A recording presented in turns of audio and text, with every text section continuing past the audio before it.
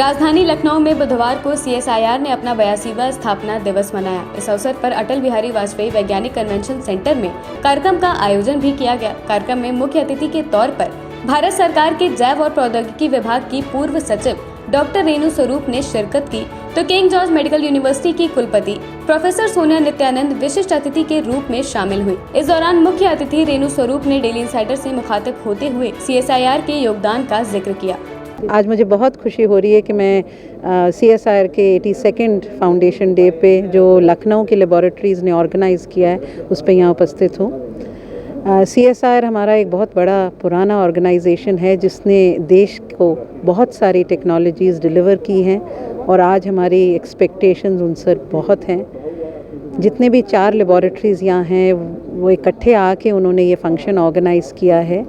वो क्लियरली हमें ये दिखा रहा है कि जो साइंटिफिक स्ट्रेंथ इन लेबोरेटरीज़ की है वो कैसे एक दूसरे को कॉम्प्लीमेंट कर रही है और इसे कॉम्प्लीमेंट करके सोसाइटी को हम कैसे साइंस डिलीवर कर सकते हैं। मैं उम्मीद करती हूँ कि ये जो उनकी सिनर्जी हमें दिखी है आगे चलकर बहुत बहुत हमें डिलीवर करेगी। प्लांट बेस्ड ड्रग्स और ड्रग्स से नए मेडिसिनल एरोमेटिक प्लांट से जो टॉक्सिकोलॉजी रिसर्च है और जो NBRI ने अभी अपनी दिखाई हैं कुछ नई प्लांट वैरायटीज़ इनसे, और ना कि सिर्फ लखनऊ में सीमित रहेंगी पर पूरे देश में, और जो हमारे लार्जर नेशनल मिशंस हैं उनके साथ इंटीग्रेट होंगी।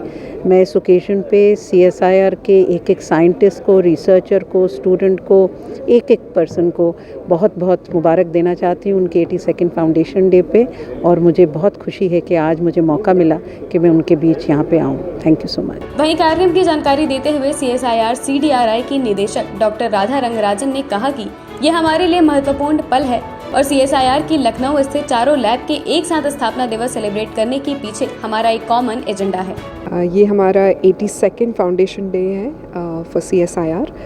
This is a momentous occasion where 4 CSIR labs in Lucknow have come together, and the idea behind doing a joint celebration was to tell our scientists as well as to spread the word that we labs, that we CSIR institutes have a common agenda and common goals, which is to take science and technology to people via applications that affect their lives.